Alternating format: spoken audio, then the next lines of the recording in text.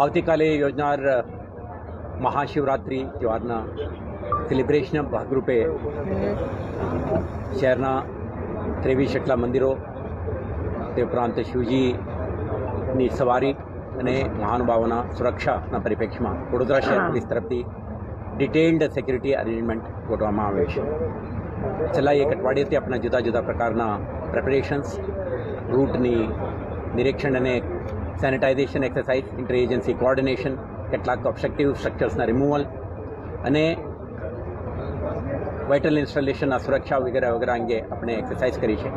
આવતીકાલે જે ડી-ડે છે આના અનુસંધાને વડોદરા શહેર પોલીસ તરફથી 9 ડીસીપી, 16 જેટલા એસીપીઓ, 85 જેટલા ઇન્સ્પેક્ટરો, 175 જેટલા સબ ઇન્સ્પેક્ટર અને 3500થી વધારે પોલીસ અધિકારી કર્મચારીઓ સાથેની એક સુરક્ષા વ્યવસ્થા ગોઠવવામાં આવેલ છે. આમાં 450થી વધારે ટ્રાફિક બ્રિગેડના માનદવેદકો, 750થી વધારે ગૃહરક્ષક દળના માનદવેદકો પણ તૈનાત થનાર છે.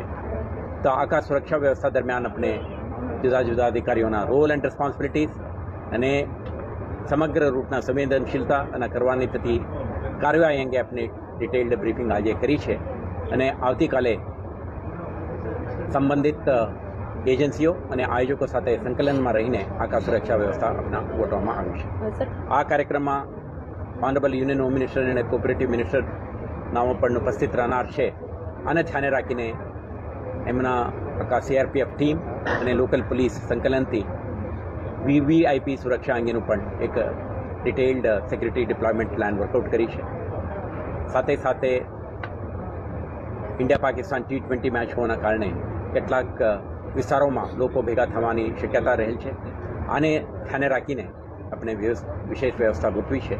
તો આવતીકાલના બંદોબસ્ત માટે શહેર પોલીસના મદદમાં સ્ટેટ રિઝર્વ પોલીસ ફોર્સના એક કંપની, સ્પેશિયલ એક્શન ફોર્સના એક કંપની વધારાના પણ આપણા તૈનાત કરીને આપણા વિઝિબિલિટી, પ્રેઝન્સ, ડોમિનેશન અને સ્થાનિક જરૂરિયાતો મુજબના રિસ્પોન્સ કરવાની આપણા તૈયારી સાથે આવતીકાલના મહાશિવરાત્રિ બંદોબસ્ત માટે શહેર પોલીસ સુસજ્જિત થઈ છે. જે મહાનુભાવોના કાર્યક્રમ આપણે મળે તેઓના સુરક્ષા માટે શહેર પોલીસ તરફથી આયોજન કરવામાં આવ્યું છે.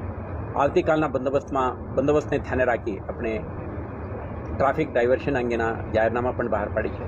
ઋણમુક્તેશ્વર મંદિરથી માંડીને કૈલાસપુરી મંદિર સુધી ચાલનારા શિવજીની સવારી કાર્યક્રમના આ સમયગાળા દરમિયાન 4 વાગ્યાથી 10:30 વાગ્યા સુધી આ જાહેરનામા અમલમાં રહેશે. તો શહેરજનોને અપીલ છે તો આ વિસ્તારમાં તમે આવવાનું